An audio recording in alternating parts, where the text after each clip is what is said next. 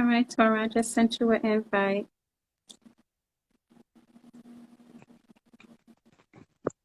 I had to sign out of it and go back So in. you have to turn your camera around, huh? Because it's Oh, facing your light. Yes. us old Hey, people. hi. Us old folks don't be knowing nothing about technology. How are Oh my you? goodness. Finally, we got it. Okay, so we are live. Oh, great. Finally. Yay. Let me put my bifocals on there. So we're going to jump into this conversation. And Uh, despite the technical difficulties, we are here. We are ready. Look, I have my purple scarf. We're going to get into it. Yay. We're going to get into it. Um, Mm-hmm. I'm thinking people will join us. We'll catch the replay, but it's all right. We here. We're going to do it. So, Yeah, I think so. I um, think they are loyal and they love, what you put out each week. yeah. So they'll understand. Okay.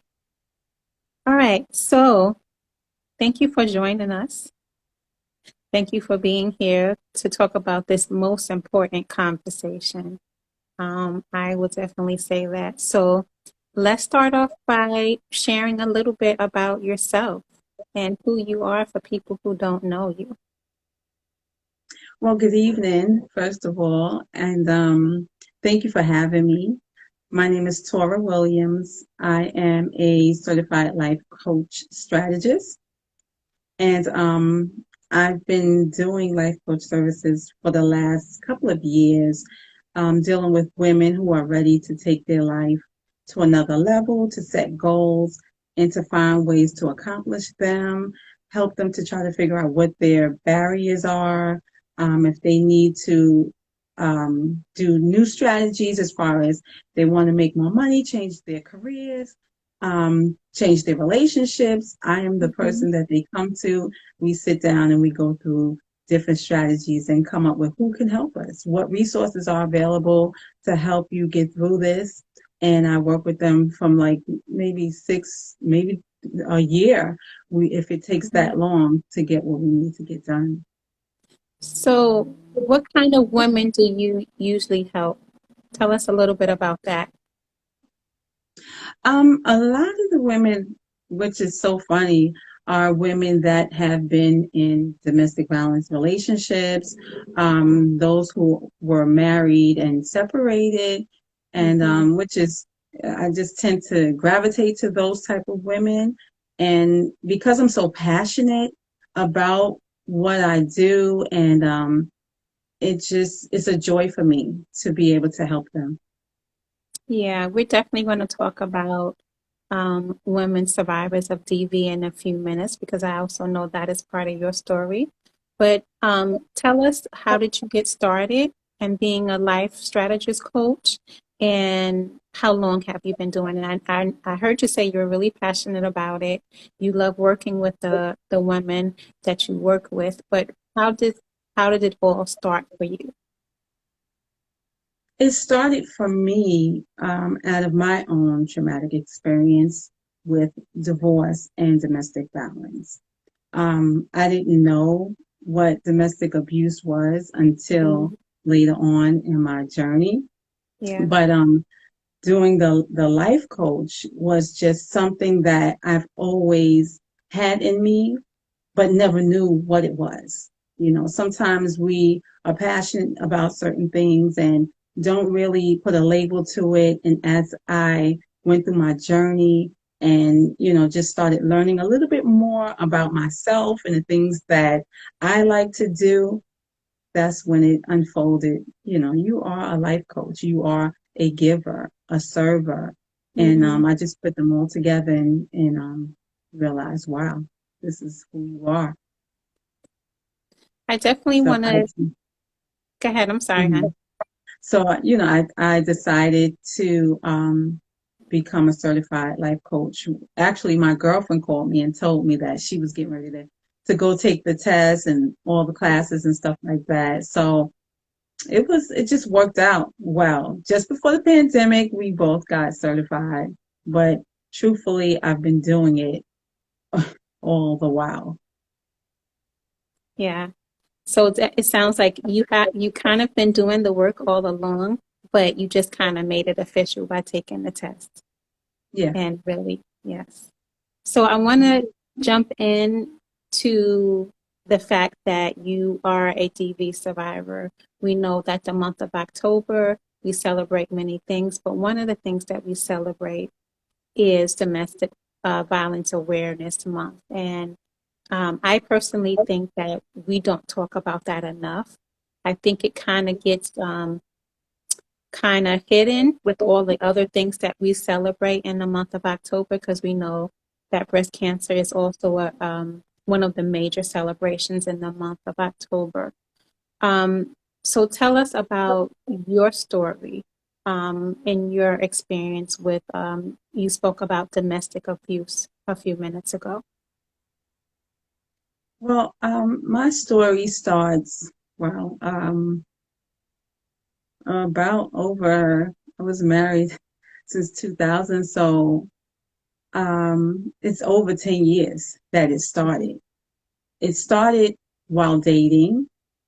mhm, And it just continued. So it started with the verbal abuse. It was like, you know, F you this and F you ain't this. mhm, But when you're in a relationship, you just feel like, okay, well, that's today. He's just upset. It'll get better, mhm, but then we moved in and, then we got married, then we had children. So the verbal abuse just continued to happen, even around the children. Um, I didn't consider it to be abuse. It was just something I just overlooked.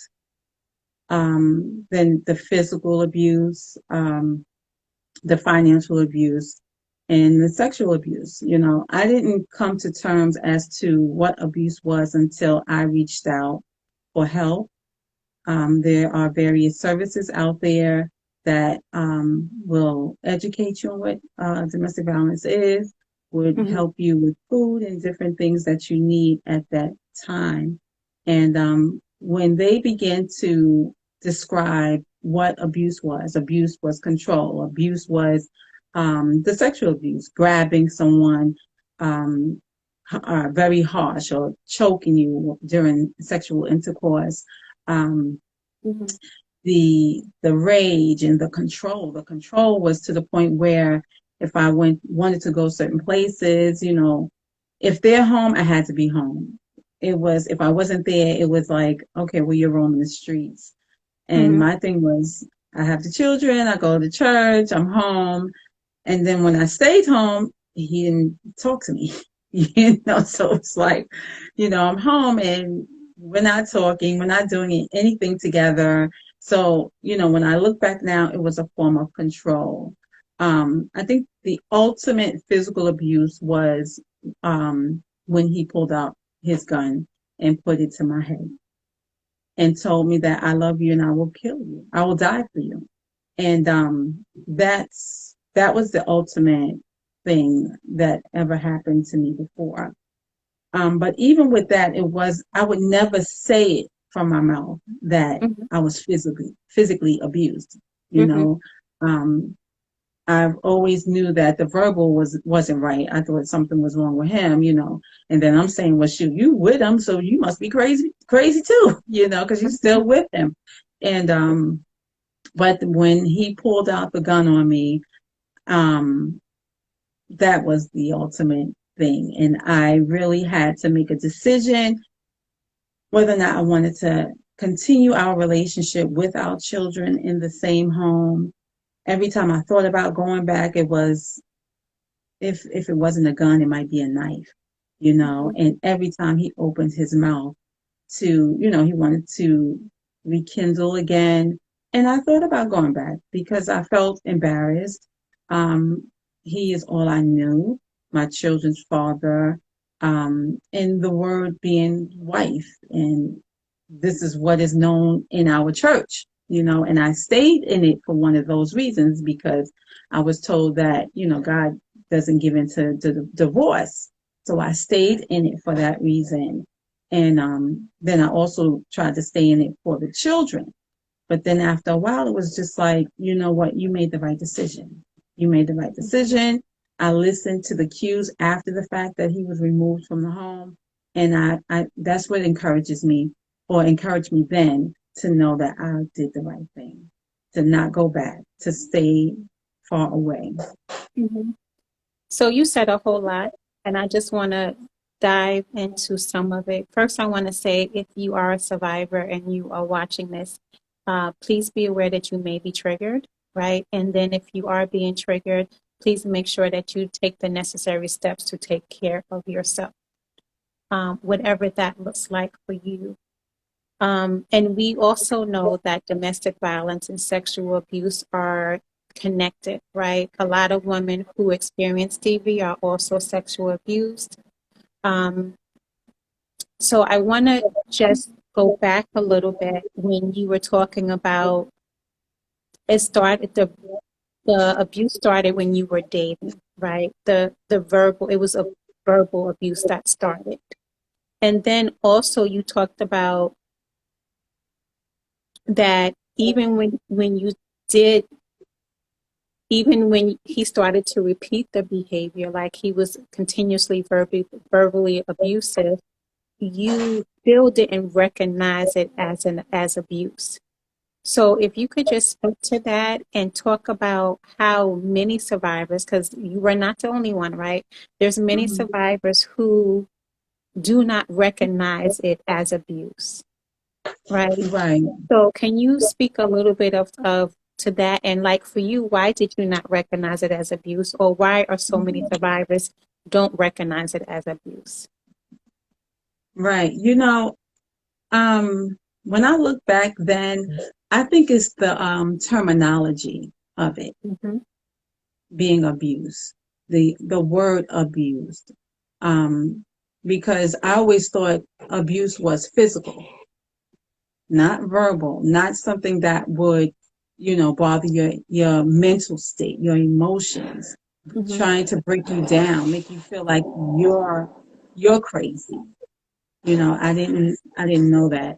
I was raised in a pre pastor's house. I'm a pre-K kid, Yeah. and so a lot of things I was very naive to, even with the relationships and stuff like that. So um, the abuse, I didn't recognize it, and then I just felt like, okay, well, he's upset now, so maybe he'll be okay later. Maybe once he's happy, everything will be fine. Um, there was a lot of times he would come home, or I would speak to him on the phone, and then when he come home, there would be no conversation. So it was almost like I had to kind of adjust just to keep the peace. And Uh-huh. then because I was told there's no giving in divorce, I felt like I had to just kind of deal with it. Yeah. You also spoke about power and control. So we know that abuse is about power and control, and there was a need for him to continuously to control you. And so you couldn't go out, right? With your friends, you couldn't do certain things.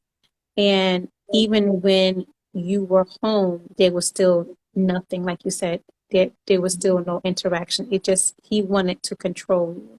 So can you talk a little bit about that? Because that is so key when it comes to when we're talking about DV or any form of abuse, right? Power and Mhm. control is one person that tries to control the other person. Right. So whenever I would want to go out, so it was like, okay, I would go out, but one instance was when I went to, it was a bridal shower, Mhm. and we were having fun as girls do. We get together, you talk, you play games. And he called me because my child was crying.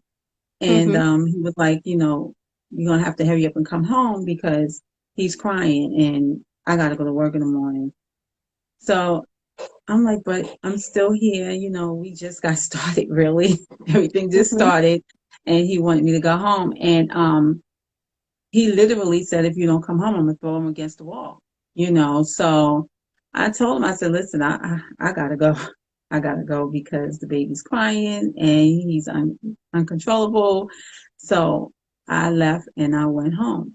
Mm-hmm. So episodes like that, I had to in turn whenever I went out, take the children with me because I knew he didn't have patience and I didn't want to put my child with him. At the time I had one.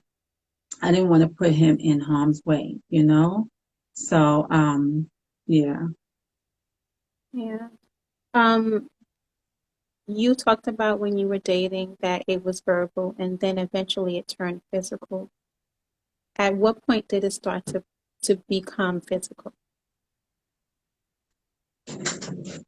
if you I remember? didn't hear. I didn't hear you. At I what didn't point hear did you. it, at what point did the verbal start to turn into physical, if you remember? Um, See, the verbal was for a long time.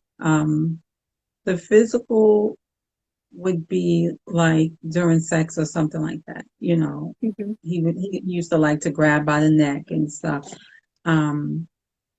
But the major physical was with the gun, and that didn't happen until like years later.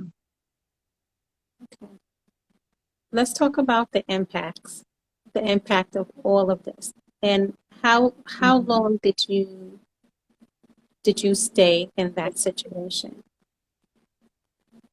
Oh boy. I stayed until 2013. So from 2000 to Mm-hmm. 2013. Yeah. What was the point that you said you had to go? I believe you said it was the gun incident. Yeah, it was the Hmm. gun. Hmm. He had to be involuntarily removed from the home. Okay. And ever since then, I made sure that he did not come back. Yeah. What did that do? What did that moment do for you? The day off, The with the gun, what did that moment do for you? oh, that was the change that really changed my life totally. Hmm. That very day changed the way I look at life. Since then, it has never been the same. When he had the gun, was it like this is really dangerous? Like, was it a light bulb for you? Like, this is really dangerous. I really have to do something. So it was like that your breaking point? Or did you think like, You know okay, what? this is No, gonna, I don't. okay, I think it was a lot. I think I was more afraid. okay. I think I was very afraid. Didn't really know what to do. Afraid to press charges. Afraid to go all the way. I was afraid. Mhm. If I didn't have like a support system, Mm-hmm. or I would say like a close friend that was there to help me, I don't know what I would have done. No. Um, Thank you, Bent Not Broken, for coming on. Thank you. Um, so we know that statistically that when a person who is in an abusive relationship, when they decide to leave, right, we know there's a greater chance of them being killed. So what how did you decide like this was going to be it? You were going to leave this situation Hmm. and take Well, that risk. the way it happened for me, he was removed from the home. Okay. So I never, even though I wanted to, even though, he's tried to have us get together after everything occurred, Mm-hmm. I avoided it, even though I wanted to still, because that was my husband, the father of my children. So of course I still wanted us to be together, but Mm-hmm. I had to really listen to what he was saying. I had to listen to his tone. I had to, really dissect what he was saying in between what he really was saying. You know what I mean? Because it was a gun. You know what I mean? I felt like I can take an argument. I can take a disagreement, you know what I'm saying? You not punching me in the face or whatever, but you grabbing me. But that ultimately you could have took me out right then and there. That meant he didn't care. He didn't care about Yep. me. He didn't care about the children. Yep. Nothing. Yeah. So, and just sitting here, like it's sometimes it's hard to really even think of how I felt or what I was thinking at that time because Mm-hmm. all I know is the day that he pulled out the gun and the moment I was able to break free, I ran. I ran like somebody was chasing me, like it was my last Mm-hmm. time, you know? And I'm just grateful that I can talk about it. I can kind Mm-hmm. of see it happening now. And then the funny thing is that I was still able to go outside and feel the breeze and look at it was so minor to me to look at the grass and see the wind blow. It moves back and forth. Life meant that much to me to look at nature, to look at, you know, everything that's around me. The sun, the clouds was blue. I can see that. You know what I mean? It was just like, God, I'm so grateful because Mm-hmm. this person could have just took me out. Took you out. Yeah. Hmm. Thank you so much for saying that. So I do want to get into the impact, but I also one of the crucial things you shared was that because you are a PK kid, right? And you were raised in the church, you were, and we all are taught like we don't leave our marriage, right? Marriage is sacred. We don't leave it, and that was one of the struggles, and because you wanted your marriage to work. And how did you have to kind of decipher that? Like, you know what? Yes, I know that I'm in this marriage. I know marriage is sacred, but coming to the realization that God doesn't want me to be in this situation. Because that's a Hmm. lot of women struggle who are quote unquote in the church and raised in the church and church girls. They find themselves in these kind of situations, but they stay because of that. What are people going to think? What this I'm married to this man, and I can't divorce him because that's not what we're supposed to do. But yet we know that God, this is not of God, right? That God doesn't want us to be somebody's punching bag. So how did you kind of come to that realization and be able to be okay with that? I had to think about myself. I had to really say, you know what? This is me. And I left the church. I had left the church because Mm-hmm. I felt like I was let down. Mm, I felt like I was let down. The support wasn't there. And it was basically, they still wanted me to work it out, which I understand. I would always say, work out your marriage. But there was no working out because I felt like that was the ultimate. That was yeah, the it's ultimate. it's kind of hard to work out a marriage where someone is being verbally and physically abusive. When someone is Hmm. threatened to throw your child against the wall and someone takes a gun to your head, what is there to work out? Yeah, Because there's a right. part of you that says, okay, God, this is not of you. You don't want Hmm. this for my life, right? And I think it's just being able to, you know, um, we have our faith, we hold on to God, we know that He can change situations, but being able to use all common sense, really, Hmm. like common sense, like, yes, I know this, but I also know that God would not want this for me. And so I think it's so crucial that we talk about that because there are so many women who are holding on in abusive situations because of Yes, that frame of thought, like, oh, I'm not supposed to get a divorce, you know. Um, definitely. Yeah. and it's and they are in their situations and they are suffering because of it. Um, how did this impact your life? And I don't want to get too much in regards to your children, but I do recall you saying that he threatened to throw your son against the wall.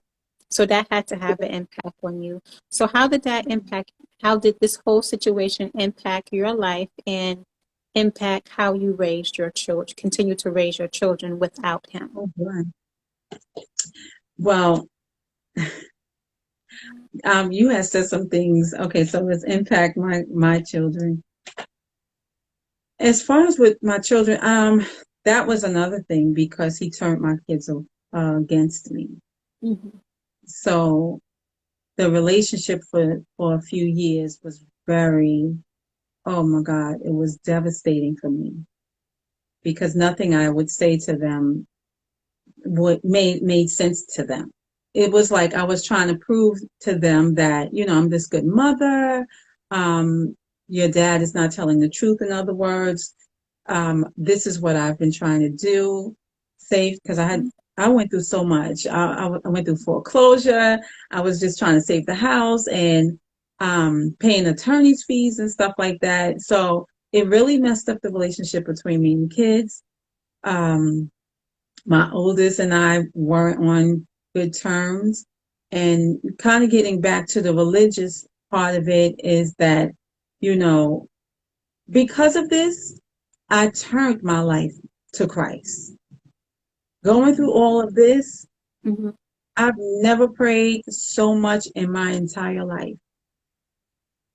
And this is what encourages me. And this is why I encourage other women to embrace this spirituality. Because if it wasn't for my spiritual connection, I would have lost it. I think I would have just committed suicide. There were times when I thought about it, Mm-hmm. and it would have just been over for me.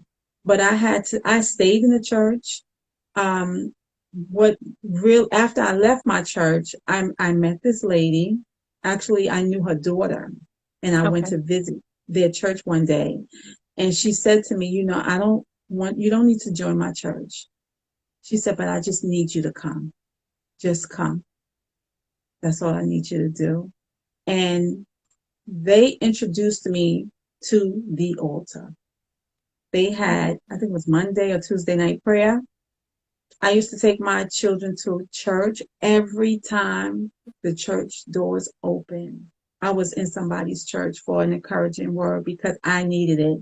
When I look back now, I feel like I did overdo the church because people are like, Tori, you always in church, you never home, always in church with the kids. I didn't care how long I would be there.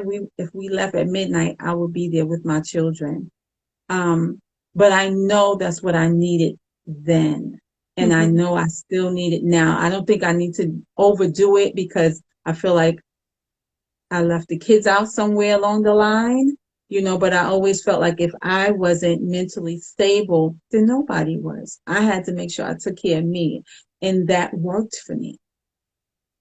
So that's what changed me. That's what impacted my life to turn around in my spirituality and to make me stronger, to know that God has been there with me all this time. He's been there with me and he ain't let nothing happen to me. I did, and I was obedient to what I needed to do. And that was not to go back, not to return, not to allow him back in the home, no Mm-hmm. matter what he wanted. He wanted to come. Oh, we can live as a family. Don't worry. I live downstairs. You live up. No, that can't happen. And I had to stick to it. I had to stick to it. That took a I lot hope of I courage. answered the question. It did. Took a It lot of did. It courage. wasn't easy. It wasn't easy. It wasn't. But I knew that if it was not a gun, it would have been a knife. Yeah. Thank you for sharing that because a lot of women who go through DV, they think, well, maybe he'll change. Or maybe if I just let him back in, this. this time, then he'll change and he'll do better. So it took a lot of strength and a lot of courage for you to say, like you said, you were obedient to God, and your job was to not let him back in.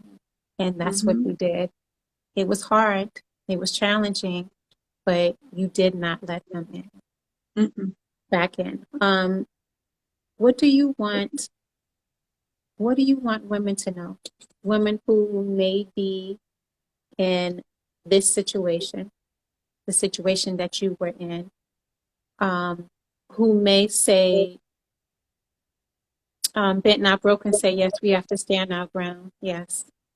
Um, they may say, well, it's it's not as bad as it was before, or Mm-hmm. maybe it won't be as bad. What do you say to women who are struggling to find their way out? What do you say to I them? think I gave him a couple of chances, and I even Hmm. think I kind of timed it. I felt like it Hmm. was every 3 months, it would be some kind of argument or some kind of rage or something going on, and at one point I told him, listen, I done gave you 10 years. If you don't get it together, I don't know if I have another 10 for you, you know? Hmm. So, sometimes we have to, within ourselves, make plans. I'll never forget this lady told me, she said, you got to make a plan. I didn't understand what she meant. Make a plan. You got to plan on what you're going to do, and know that, how many times are you going to give, how many chances does he get? How many times?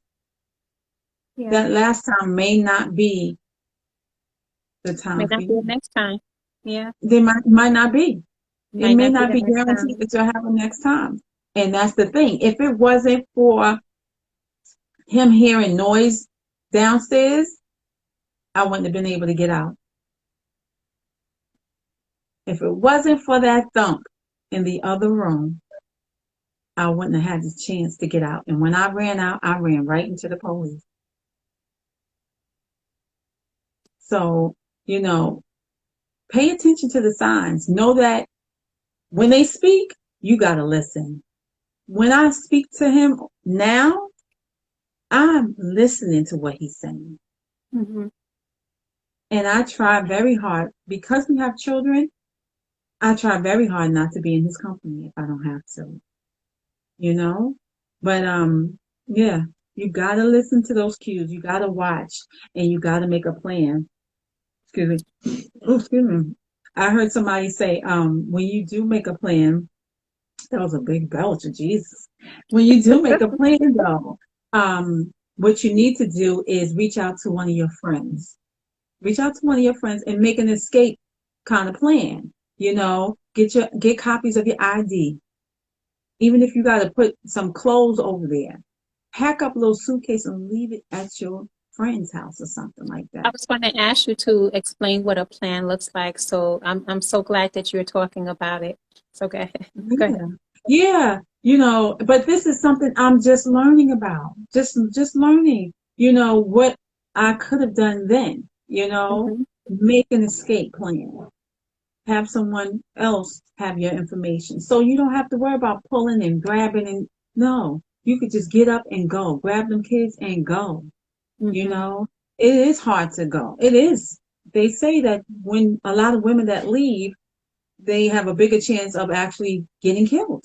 You know what Yes, I they mean? do. So They it's do. nothing but the grace of God that I was able to, that I'm still alive in the Hmm. same house.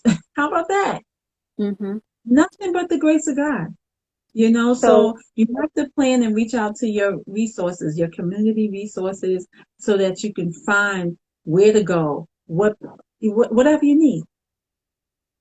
so Ben Not Broken wants to know what are some of the signs we need to look for, because that's also important. Oh, okay. What does he say when he says, well, if what would be one of his signs? Oh my gosh. See, everybody is different. Hmm. Everyone is different. But his sign was, if he anytime he get angry, he start cussing up in rage and stuff like that, I have to listen. A sign is to listen Mm-hmm. because they tell you what they're going to do. They behave out on what they're going to do. You know from the last episode. Do you want that to happen again? Okay, so we need the plan. Mm-hmm. Those are the signs that I know I got to look out for. You know what I mean? To avoid the signs, I don't have them in my company. You don't need to come over here, and I don't need to go over there. I just Mm-hmm. avoid them totally, you know? So, but the signs and they vary to me. They vary. I just know with him, when I see him getting upset, or if I say no to anything or don't agree to anything regarding the children, like for instance, the other day, my daughter left her keys home and she was with him and I Mm-hmm. already went further, out east and, she called me and said, Mom, can you come back to come get me? Cause I'm locked out the house. So I had to use boundaries and say, well, no, I'm not coming back through the traffic to come get you because I'm already sitting in traffic going where I'm going. Mm-hmm. So, I said, ask your dad to bring me. He was cussing so hard. I heard him through the phone. So I know he's still the same. If you can get upset just like that from 1 to 100, that's a sign for Mm-hmm. me to let me know I made the right decision. We don't need to be together. And I'm so glad for Jesus, because the signs in his words don't lie. Those are Yeah. signs for me. Hmm. So I also want to talk about, as far as signs, and I'm going to ask you about your children and how do you feel with them spending time with them. But, some of the signs that you mentioned earlier was the verbal abusive behavior that he was, what you just finished explaining, right? He was verbally abusive when you were dating.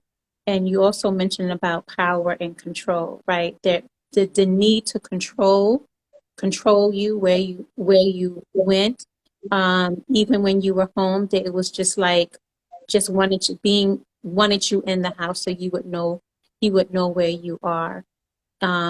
So those are also some signs of, there's a abuse is always about power and control, one person having control over another. And it usually starts with verbal abusive behavior. Usually, it's like you said, everybody's situation is different.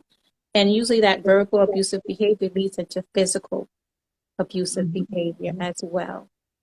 Um, so we're almost done, but I want to ask you about, and then, I'm sorry, one last thing I want to also share is isolation.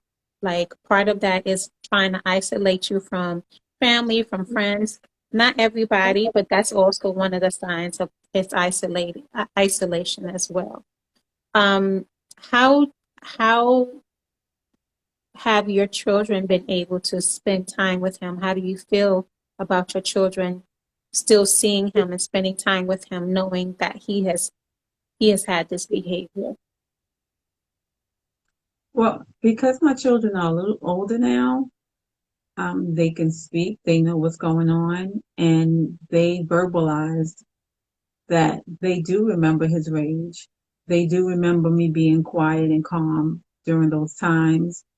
Um, I what I know that he doesn't have a problem with them. It's me, Mm-hmm. right? But at the same time, I don't put anything past him, you know? So, I just pay attention, but at the same time, I just let him, if that's his time, I let him have that time. I don't interfere with the time that he has with them, you know? So, yeah, but it hasn't been easy with them. It hasn't been easy because they hear his side, then they hear my side, and it just hasn't. They already know, Mom, he Mm-hmm. doesn't want to hear from you. He wouldn't even call me at one time. I'm surprised the other day he was able to call and Mm-hmm. ask me about my daughter, and we have a regular conversation because usually we could not have a conversation about anything. So, and with the other day when he was cussing on the phone. I had to remain calm so that he can be calm, to let him know it's not that bad. You don't have to get upset. She forgot her keys.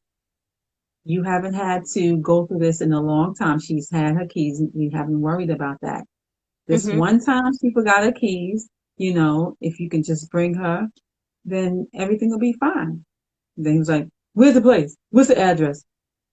And he Mm-hmm. brought her, so I have to still remain calm. I'm at a place of peace for myself because this whole thing is a traumatic experience for me. It has caused a lot for me to the point where it's impacting my health.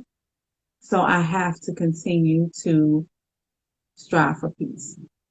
I was going to say, so the fact that you still have to engage with him to a certain degree has to be, really stressful to say the least, right?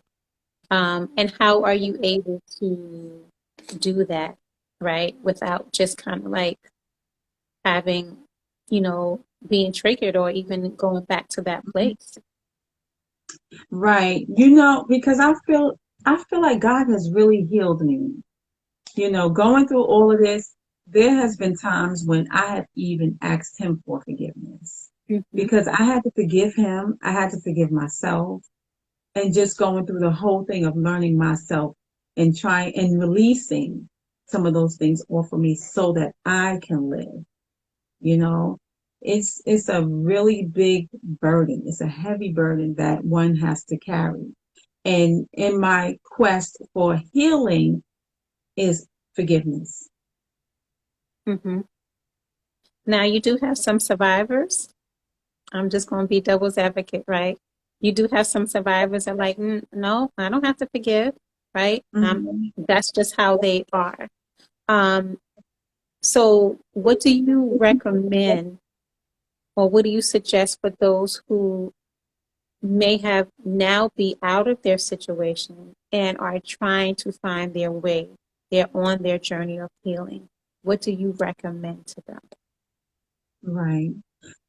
Forgiveness is a choice, right? I had to learn what forgiveness was.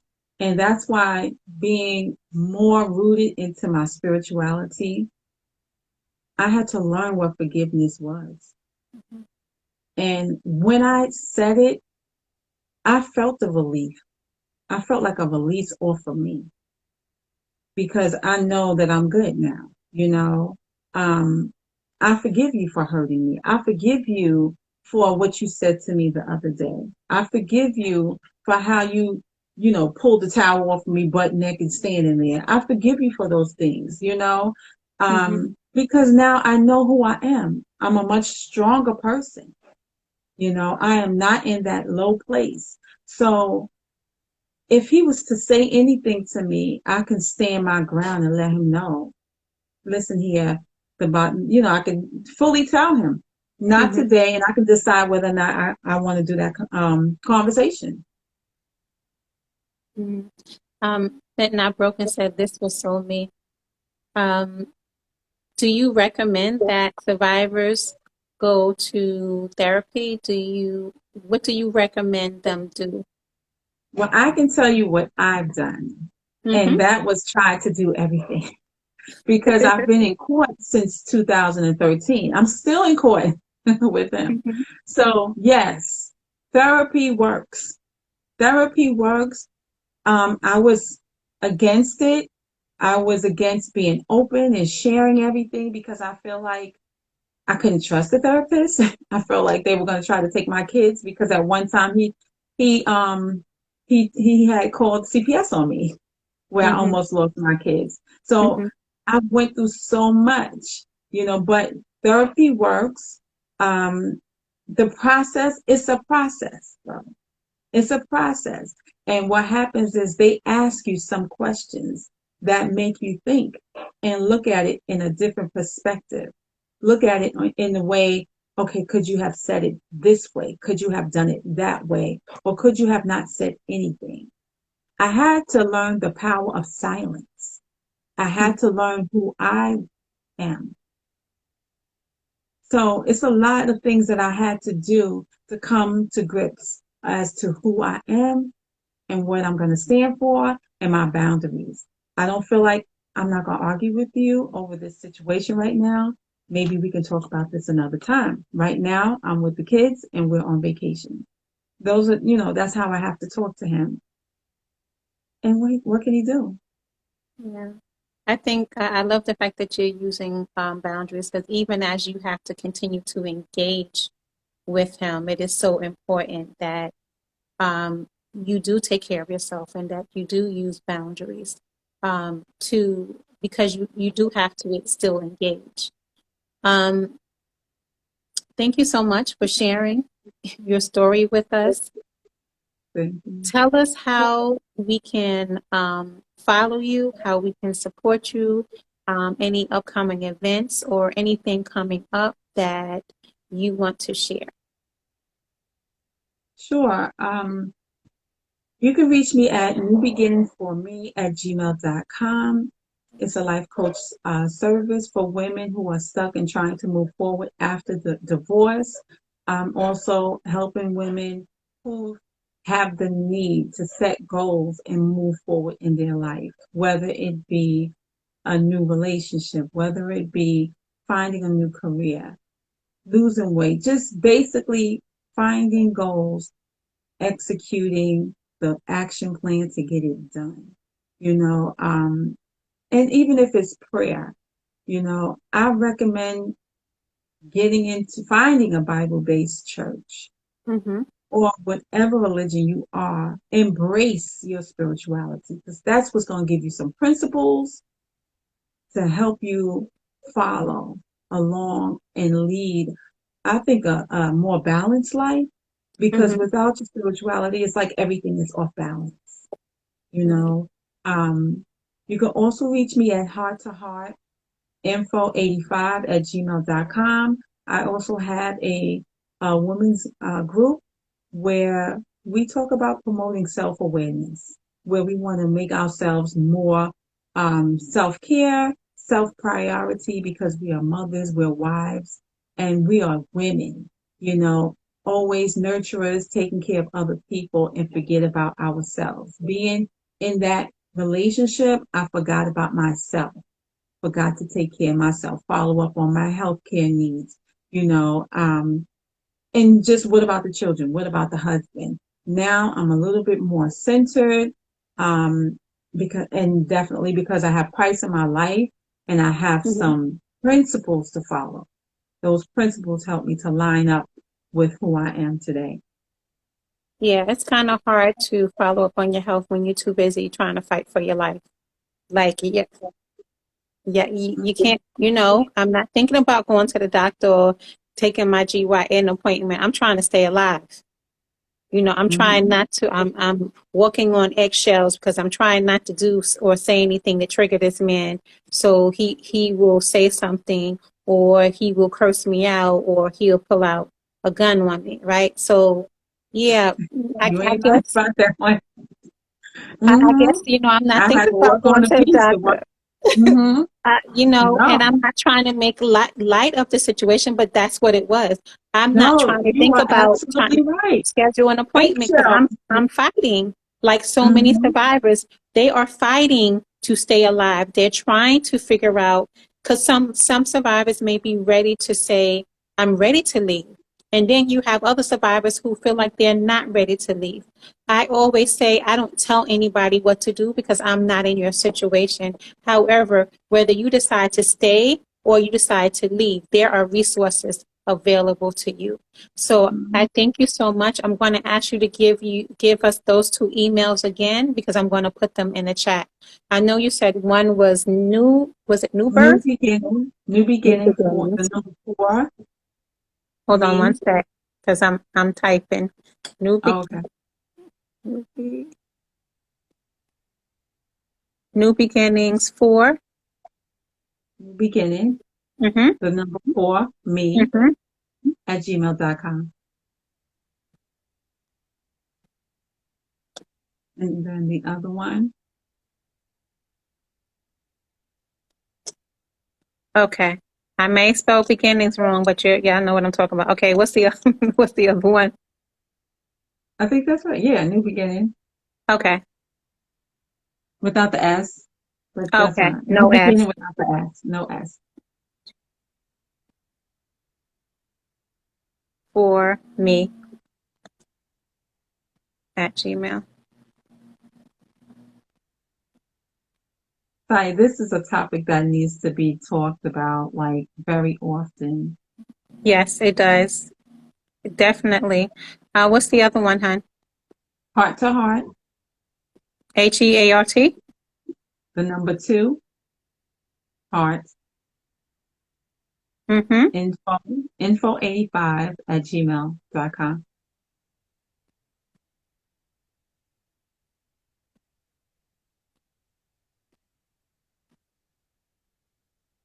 Okay. And thank you so much for having me. You know, thank you for having me. Yes, thank you for sharing your story.